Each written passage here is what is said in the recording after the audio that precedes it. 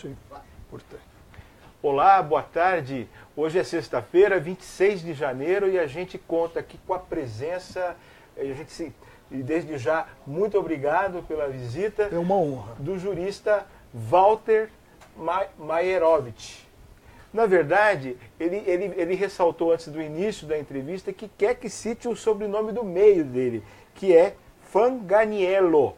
Ele é candidato a deputado no parlamento italiano, está aqui em Rio Preto fazendo campanha, né? Junto com a Risioli, a Silvana, que é uma humanista, que é uma educadora, e ela é candidata ao Senado e eu sou candidato à Câmara dos Deputados. Quando é a eleição e quem pode votar? Bom, nós estamos em Rio Preto, dada a quantidade enorme de eleitores. Tem que ter a cidadania italiana, ou a dupla cidadania, tem que residir em qualquer país da América do Sul, a cédula chega em casa pelo correio, se vota e se coloca de volta. É porte pago, não se paga nada, tá? A eleição esse ano tem uma peculiaridade porque a gente tem carnaval. Então as pessoas, a partir do dia 15 de fevereiro, começam a receber o envelope com a cédula para votar. E é bom que votem até o dia 24, porque acontece o seguinte: a eleição na Itália, que é diferente daqui com relação ao calendário, é dia 4 de março. Aqui no Brasil, o voto tem que chegar no consulado ou na embaixada até o dia 1º de março, porque dia 1º de março, às 16 horas, saiu o avião com os votos, porque a apuração é em Roma, na Itália. Então vamos imaginar, o prazo é até 16 horas, mas quem colocar no correio dia 1º, por exemplo, às 8 da manhã, não vai chegar às 14 horas. Então o recomendável para quem não quer perder o voto é dia 24. E é importante votar, porque senão nós vamos perder de novo da Argentina. São 4 deputados e 2 senadores. Argentina, 95% comparecem com o voto. No Brasil, a abstenção, o não comparecimento eleitoralmente, quer dizer, se rasga o voto, se joga no lixo, é de 65%. Muito grande. É por isso que nós perdemos da Argentina, porque o Brasil faz um senador e um deputado. São 4 deputados e 2 senadores. Então, a Argentina faz um senador e 3 deputados. O comparecimento lá é maciço. Maciço. E nós não podemos deixar, até porque nós vamos representar fortemente o Brasil, vamos acabar com essas filas, com esses 14 anos de espera para reconhecimento de cidadania, essa taxa de 300 euros, se paga 300 euros, quer dizer, quem não tem 300 euros pode ter todos os documentos, tem o direito de sangue e vira um de segunda classe. Isso precisa acabar. E o representante precisa ter currículo, precisa ser conhecido. Veja que barbaridade. Um senador eleito pelo Brasil, o que está aí com mandato, não sabe italiano, não fala italiano e pede no parlamento para falar em português o que é indeferido. O que ele faz? Esquenta a cadeira. Fica quieto. Esquenta a cadeira. O que também, dado é uma coisa boa, né? Quer dizer, tem um lado positivo. É muito bom, né? Pelo menos não faz o Brasil passar vergonha, né? Então, quer dizer, todo mundo que tem, repetindo, todo mundo que tem cidadania pode votar. Pode votar e recebe a cédula em casa. Entendi. Quem não recebeu em casa é só reclamar em tempo no consulado.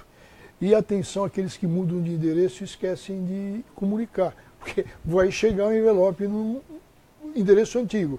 E o SEDEX vai certificar que não mora mais lá. E onde assim que... eu sei que a gente está na entrevista, eu já está falando, dando as explicações, mas onde que a pessoa interessada em votar consegue mais informações? Tem algum site? Sim, no meu site, Vota Fanganiello, que é o meu segundo nome, www.votafanganiello.com, né?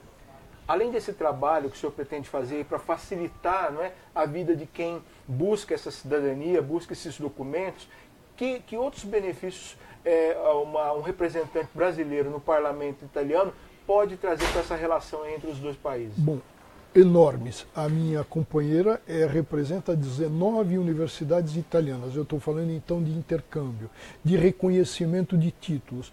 Poxa, se o sujeito é italiano, formado aqui no Brasil, por exemplo, médico, engenheiro, por exemplo, ele precisa ter o reconhecimento lá de uma maneira muito rápida. Como alguém de lá, um italiano lá, nascido lá, poderá vir a trabalhar aqui, também temos que ter a dupla via.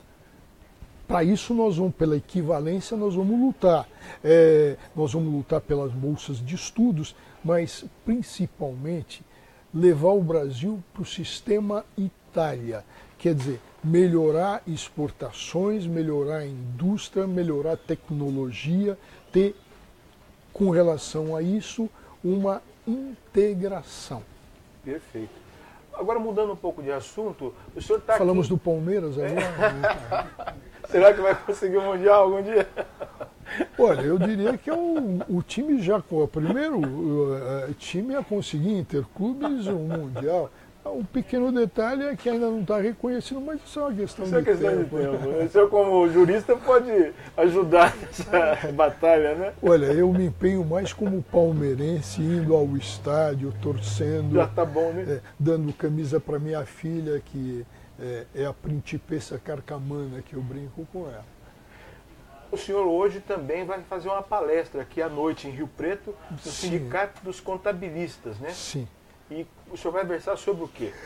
Sobre um tema do momento, que é corrupção, mostrar semelhanças e mostrar como é que funcionou a Operação Mãos Limpas na Itália. Operação Mãos Limpas, que atacou a corrupção na política partidária italiana, igual a Lava Jato. Então, o que a gente precisa melhorar, o que se passa de informação errada, fazer um paralelo entre as duas, porque a Operação Mãos Limpas é a operação mais famosa do mundo. A Lava Jato vai lhe tomar o lugar seguramente, porque mãos limpas, manipulite, mãos limpas, e algemas sem cores, quer dizer, algemas sem ideologias. A Operação Mãos Limpas acabou depois de 10 anos em Operação Mani Mozzati, mãos decepadas. Então não podemos deixar que com a Lava Jato ocorra isso. Olha, a palestra começa às 19h30, né?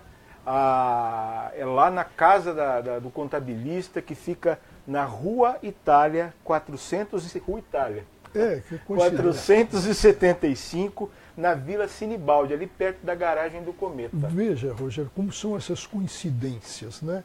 Eu, por exemplo, estou aqui, eu fui juiz em Rio Preto, eu fui juiz em Jales, eu fui juiz em Monte Alto, em toda essa região, né? Então, e tem nossos familiares aqui. Sim, minha mulher é nascida aqui em São José do Rio Preto. Então o Rio Pretense, principalmente o Rio Pretense descendente, que tem cidadania aí, tem que ajudar, né? E ela é a Corse, família Corse, que é família de italianos. Rio Preto. Perfeito. Falando agora desse julgamento, que está todo mundo falando desse julgamento do Lula, né? Esse julgamento, na sua opinião, ele foi um julgamento justo? Foi um julgamento tecnicamente justo do ponto de vista do direito? Olha, acima de tudo, ele foi um julgamento de uma utilidade para a justiça, porque deu uma lição no Supremo Tribunal Federal. Os 3 desembargadores mergulharam na prova, examinaram a prova, mostraram a sua convicção, disseram o porquê. E agora é importante, numa linguagem que todos os que estavam com a televisão ligada e acompanhando compreenderam, sem precisar contratar um advogado, sem buscar um estudante de direito, um acadêmico, tá? O que significa isso? Que a justiça tem que falar a linguagem que o povo entende. E o que faz o Supremo, além de muitas atrapalhadas de fazer pré-julgamento, de falar fora dos autos, de alguns juízes criarem espetáculo, por exemplo, Gilmar Mendes, tá? Os 3 o que fizeram? Não responderam às provocações, se falou muito que o julgamento era político, e eles não são políticos, como nenhum juiz pode ter filiação política partidária. Eles deram o voto de acordo com a convicção. Muitos podem achar que a análise da prova não foi, a conclusão não foi, mas que eles examinaram, mergulharam, analisaram com profundidade, E mostraram, porque eles são órgão de poder, mostraram ao cidadão comum que existem provas na visão deles. Então esse discurso que não tem prova nenhuma, isso aí tem que ser visto não pelo lado jurídico, mas pelo lado político, e que é livre, cada um pode dizer o que quiser. Mas o que eles fizeram? Eles falaram, para nós a prova está aqui. E essa decisão é importantíssima, porque ela não pode mais ser modificada com relação às questões de fato. Um novo recurso para o Superior Tribunal de Justiça e para o Supremo só podem analisar questões de direito. Por exemplo, uma das alegações com relação à questão de direito é se havia tipicidade ou não. Vale dizer se tinha ocorrido o crime de corrupção passiva. Na visão da defesa, faltava um ato de ofício. Quer dizer, um ato do Lula a mostrar, olha, vocês estão oferecendo isso e eu estou dando aquilo. Uma medida provisória, um decreto, alguma coisa nesse sentido, que não ocorreu. Então, agora, o Supremo tem entendimento que não é necessário na corrupção passiva se mostrar o ato do ofício, a troca. Tá? Basta se efetivar a corrupção. Essa é uma questão de direito que o Supremo vai ter que reexaminar de novo e que pode ser elevado. Agora, se existiu triplex, questões de fato, se houve uma negociata com a OAS, questão do fato, se ele tinha posse, isso está decidido. Pode muita gente achar que foi mal decidido, é um direito de todo mundo, cada um faz o seu juízo, mas para se ter essa análise, qualquer um do povo hoje pode ler a decisão, ou que ouviu a decisão, e se convencer por si próprio. Tá? Não pelos discursos, mas por si próprio. Basta ler. Está explicadinho. Pode, mais uma vez, não convencer o leitor, aquele que estava, olha, eu acho, tudo bem, mas que está lá, a atividade jurisdicional de dizer do fato e do direito, está lá com todas as letras, bem explicadinho, numa linguagem simples, ninguém fez exibicionismos de cultura jurídica, citando autores alemães, franceses, italianos e etc., e grandes teorias de direito, não, foi simplesmente o exame do fato. E se deixou muito claro que não se adotou a teoria do domínio do fato. Eles disseram, não se adotou. É porque hoje tem um advogado dizendo na Folha, por exemplo, que se usou inadequadamente. Sim, isso eu alertei desde o julgamento pela CBN o tempo inteiro. Olha aqui, eles estão dizendo que o que eles estão aplicando não é a teoria do domínio do fato, é a teoria do domínio da realidade. A realidade estava mostrando que o Lula tinha conhecimento desse esquema dos 3 contratos, são 3 contratos, dos quais saiu dinheiro para o caixa do PT e, na visão dos desembargadores, um percentual iria para o Lula. E desse percentual se pagou a diferença entre aquele apartamento comum, que era da Dona Marisa, no tempo da Bangkok, que era a cooperativa. Essa diferença era a parte, o percentual, que ele, presidente, tinha quando dos contratos. Então, se saiu de um apartamento comum por um triplex, com mobília, se mostrou até a coincidência de mobiliários, por exemplo, de cozinha, que era kitchens daqui para o sítio de Atibaia. Então, foi uma investigação muito bem posturada, né? Basta verificar, eu acho que o certo e o errado na análise, porque o juiz tem o livre convencimento da prova, mas tem que motivar. Está lá o livre convencimento e está a motivação. Essa é a história do domínio do fato. Quando se falou no domínio da realidade, eu imediatamente falei no microfone da CBN. Está lá, está gravado, está lá no coisa. Falou, olha, aqui vai ter muita gente precipitada que vai falar em teoria do domínio do fato. Confundindo uma teoria com outra.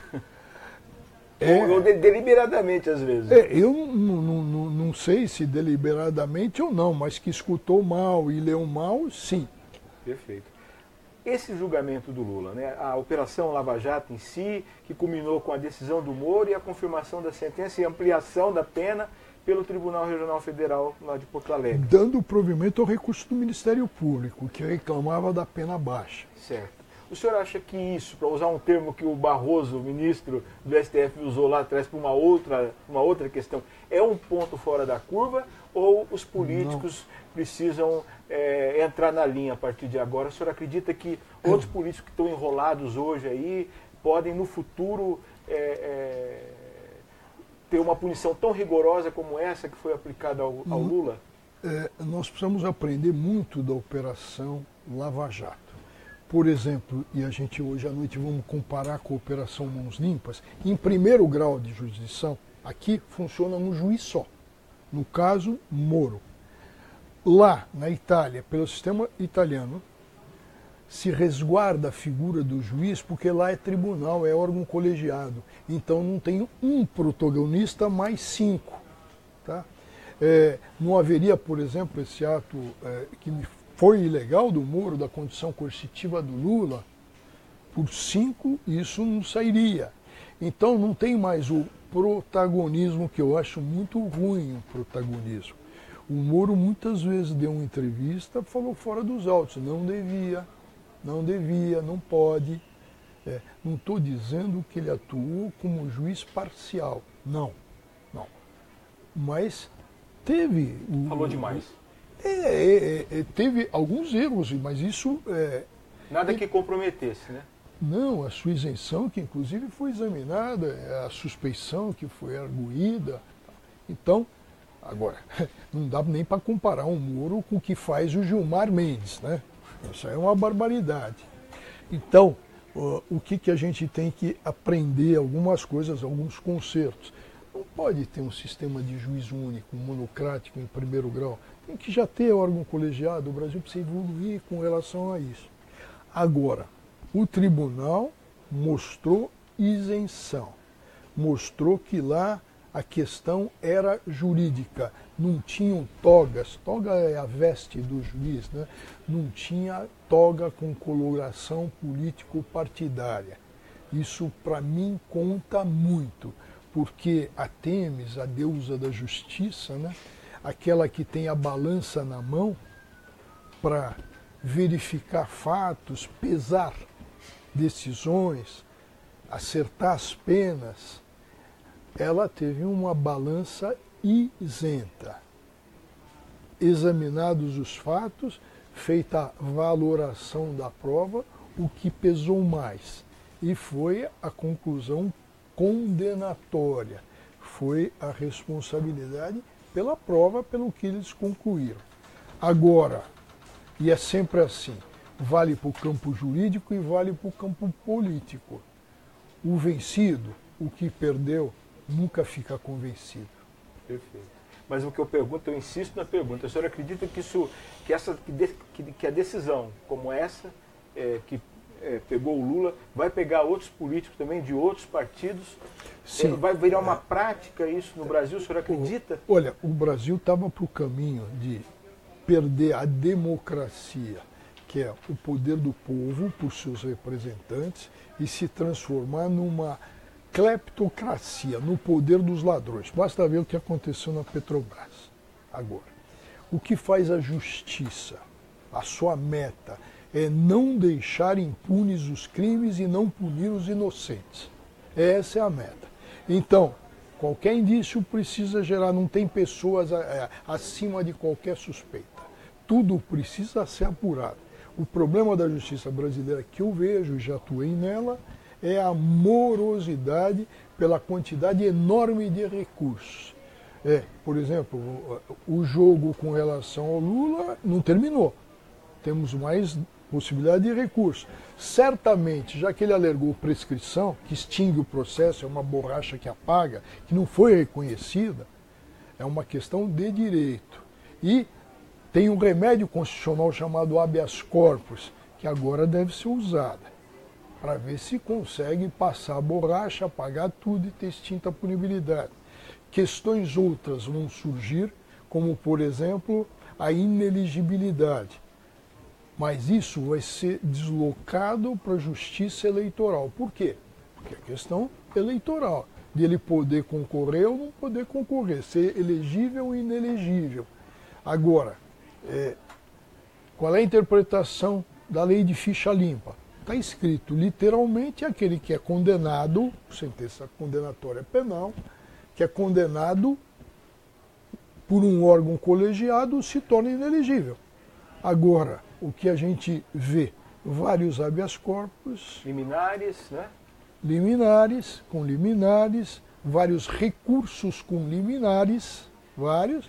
Por exemplo, Zé Dirceu registra a candidatura, sai candidato, assume. Tenta se diplomar, depois vem essa ação de impugnação da diplomação, caso da Dilma e do Temer por abuso de poder econômico, que levou, quase que chegou ao fim do mandato para decidirem.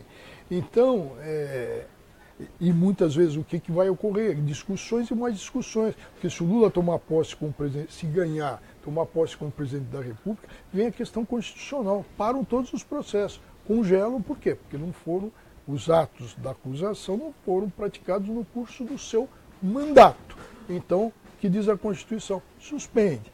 Então, ainda as coisas são muito intrincadas e a justiça brasileira não pode demorar o tempo que demora. Fica tudo indefinido, tudo empurrado. Vai ter o problema da execução provisória da condenação. Popularmente, vai para cadeia ou não vai para cadeia? Era essa a pergunta que eu ia fazer. Vai para cadeia ou não vai para cadeia? Hoje ele entrou com um pedido de habeas corpus e foi negado, né?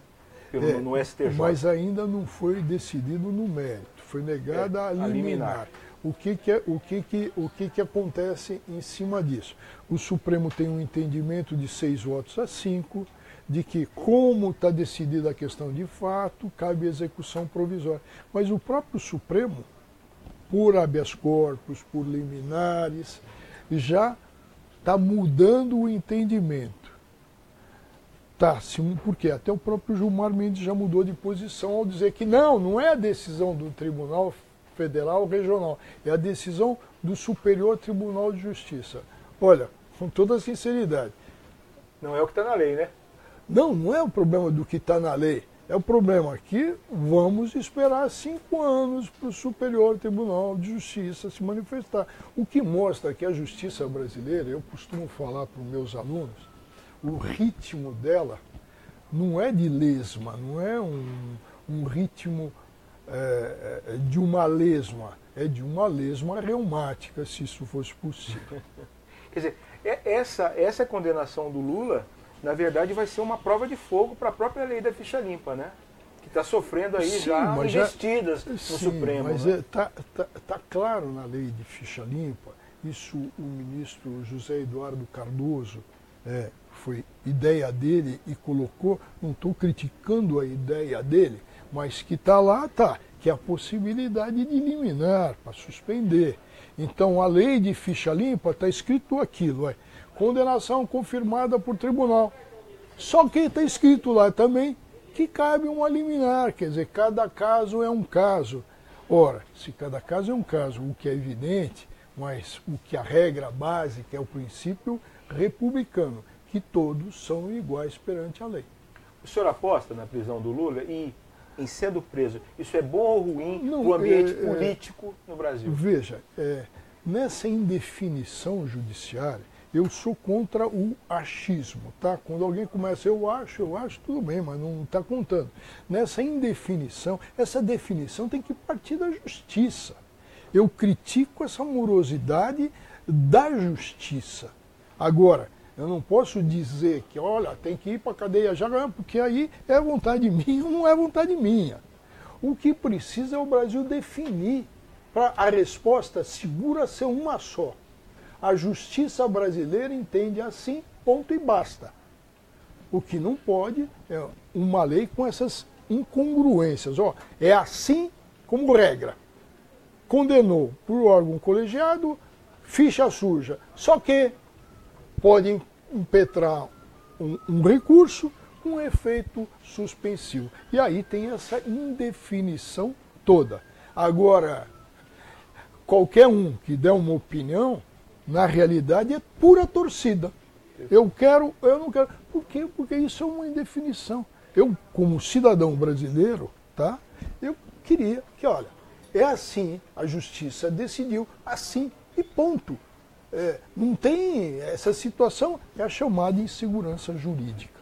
Pegando carona no que o senhor estava dizendo, que o grande problema da justiça é a morosidade, o Lula e quem defende o Lula diz que no caso dele foi uma exceção, que a justiça foi célere demais. O senhor concorda com isso? Olha, essa resposta foi dada no julgamento. Quer quando o presidente do julgamento abriu os trabalhos e quer quando do final, que foi dito. Com relação a isso, o tribunal, que tem o serviço em dia, diga-se, tá? Lá não tem atraso, foi dito o seguinte: nós cumprimos uma determinação do Conselho Nacional de Justiça, que é o órgão que cuida do problema administrativo, das questões do atraso. O Conselho Nacional de Justiça, que está abaixo do Supremo, é o segundo órgão. O que decidiu e que deu como meta a Justiça Federal, inclusive a esse Tribunal Federal, deu como meta privilegiar os processos de crimes contra a administração pública e corrupção. É uma determinação que foi cumprida, tem que andar mais rápido. Então, tecnicamente, está justificado de um tribunal que não tem atraso e que fez andar mais depressa, cumprindo uma determinação superior. Então, não adianta querer falar aí, às vezes essa coisa pega, olha, correu mais rápido, e o mal avisado fala, que vergonha essa história do Aécio, que também não sai do lugar. Tem o problema do governador Alckmin, daquele cunhado dele, tem cheio de gente na Lava Jato que a coisa vai, por exemplo, o problema do metrô aqui de São Paulo, essa apuração não é de velocidade de metrô, né? É de velocidade de carroça. De lesma reumática. De lesma reumática. Então, tem que se cumprir a ordem para priorizar tudo isso. Tem várias coisas o que facilitou no caso do Lula é o fato dele estar sem mandato também, né? Aí você toca num ponto-chave. Até quando nós vamos ter foro privilegiado? O Supremo está tentando dar uma de legislador e reduzindo isso. Agora, nós vamos votar a Operação Mãos Limpas? Posso? A Operação Mãos Limpas ocorreu em razão de corrupção na política partidária. Foi a tramitação em Milão. Mas olha, estavam envolvidos políticos, o primeiro-ministro, por exemplo, Bettino Craxi, e por que não correu em Roma? Em primeiro lugar, porque os fatos ocorreram em Milão. A primeira descoberta foi em Milão, prevenção, como o de Curitiba. Prevenção, o que apurou em primeiro lugar, vai julgar. Segundo ponto, na operação Manipulite, Mãos Limpas, não tem foro privilegiado. Tá? Se a gente pegar, por exemplo, o primeiro-ministro Berlusconi, tinha foro privilegiado, todas as histórias, aqueles escândalos de bunga-bunga, e até a condenação dele por fraude na Fininvest, o que o impossibilitou, ele está como consequência de condenação definitiva, ele está com direitos políticos suspensos, ele não pode se candidatar agora nessa eleição de 1º de março, ele é inelegível. Mas o que acontece com relação a não tem foro privilegiado?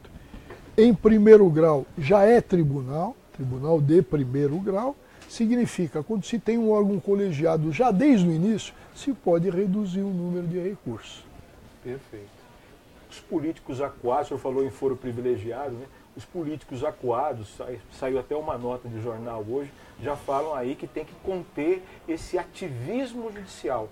Tocaram até no exemplo da deputada federal Cristiane Brasil, que está sendo impedida aí de tomar posse por conta de uma decisão judicial. O presidente não está conseguindo nomeá-la ministra do Trabalho. Será que, na opinião do senhor, existe um ativismo judicial ou isso é balela de político com medo de punição? Em primeiro lugar, com relação a essa senhora Brasil, a justiça não atuou sem ser provocada e não atua nunca. Se pede a justiça. No caso, foi uma ação popular, que qualquer um do povo, sendo eleitor, pode propor. E se colocou claramente, e foi um grupo de brilhantes advogados que propuseram essa ação popular, qual é a regra o que eles falaram? Está violado o princípio da probidade administrativa. Tá? Um ministro é agente da autoridade do presidente da República. O princípio é da moralidade administrativa. Uma questão constitucional, um princípio constitucional. Quem é que faz valer o princípio constitucional? É a justiça, é o poder judiciário. Está o caminho certo. Então é falso que a justiça tenha invadido aí um ato que seria privativo do presidente. Com relação a esse caso, sim, tem muitas vezes que a justiça escorregou, vamos pensar no uso de algemas, tal. Ela legislou o Supremo, né? Mas nesse caso específico, e esse discurso cansativo, no sentido de que a justiça, tudo está sendo jurisdicionalizado ou judicializado, como se quer, as duas expressões são corretas, não é isso, porque quem decide um conflito de interesse? Não é no braço, tá? Não é na briga, não é no poder do mais forte. No mundo civilizado, quando há um conflito, há um dissenso, se vai à justiça, que existe para isso, para solucionar conflito de interesse, dando a cada um o que vem a ser seu. Essas decisões liminares estão todas fundamentadas. O quê? O princípio da moralidade está em discussão. E, olha, é difícil não enxergar que uma senhora que tem uma reclamação trabalhista, que não paga condenação, né? Os funcionários, que é condenada por isso, e quando é executada, pega dinheiro de uma funcionária dela de gabinete, que é o que está sendo alegado, para ainda fazer, quer dizer, olha, você é funcionário aqui, você está ganhando, mas você vai pagar isso, senão você vai perder aqui a boquinha, né? Então, se isso for verdade, e está colocado que ela não pagou, ela não registrava, é um escárnio, tá? Se eu tiver que citar um exemplo de violação ao princípio da moralidade, eu cito o caso dela. Perfeito. Vou voltar ao Lula. Última pergunta, que eu sei que o senhor tem mais compromissos. Essa atitude, não só dele, mas do PT, de lançar a candidatura dele no dia seguinte ao julgamento, sendo que, pela lei, ele está impedido, ele está inelegível. Isso é o direito de espernear ou é um ato de desobediência civil? Não, ato de desobediência civil, jamais. Veja, ele está, em tese, pela lei de ficha limpa, que tem a sua brecha, tá?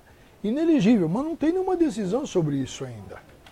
Pode ele achar que não está, que tem essa brecha, e que já foi aplicada várias vezes, que foi suspenso.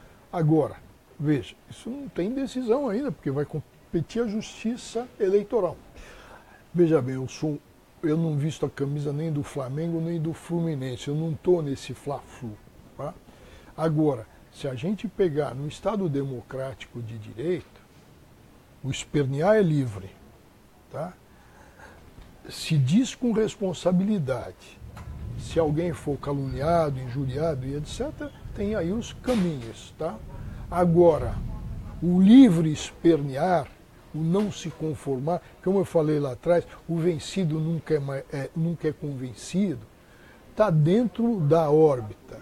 O que não se pode fazer olha, transitou em julgado a condenação, nós não vamos cumprir a decisão da justiça. Aí é outra situação, e é uma situação de de que se chegar a esse ponto de se subverter o Estado democrático de direito para se impor uma vontade de alguém que se acha, tendo em vista a decisão da justiça, estar acima da lei e não viver numa república onde todos são iguais perante a lei e as decisões judiciais precisam ser cumpridas. Perfeito. Conversamos então com Walter Maierovitch, mas que, para efeitos da eleição para o parlamento italiano, na qual ele é candidato a deputado, o nome de urna, né? É um da minha mãe, é o Fanganiello. Fanganiello, junto com a senadora Silvana Risioli, pessoal que é italiano, que tem cidadania aqui em Rio Preto, vão participar da eleição para o Brasil ficar bem representado lá com uma pessoa da mais alta competência. Muito obrigado. E não tomar uma goleada da Argentina novamente. E quem quiser acompanhar mais a carreira, o trabalho do Walter Maierovitch, é só ir no Google, tranquilamente. Ou na Rádio CBN. Na Rádio CBN. O senhor tem dois programas lá, um de manhã e outro à tarde. Justiça e Cidadania, que é de manhã. E Por Dentro da Justiça, perfeito, que é à tarde. Muito obrigado pela sua visita, é uma honra recebê-lo. Lembrando que às 19h30 o senhor vai fazer uma palestra, não é? Falando de Operação Lava Jato. Sim, e falando também da campanha. Da campanha. Estará comigo a professora Risioli Silvana, que tem um conhecimento enorme sobre as questões. Ela representa 12 universidades italianas, ela desenvolve todas as ações sociais do grupo Fiat e veio para o Brasil. Por quê? Porque o marido dela instalou a Fiat no Brasil, é o presidente da Fiat, uma pessoa de muito respeito, o Valentino Risioli. Perfeito, muito obrigado. A palestra, então, repetindo, é hoje às 19h30, lá na Rua Itália, 475, na Vila Sinibaldi, na Casa do Contabilista. Muito obrigado. Eu aqui agradeço. Obrigado.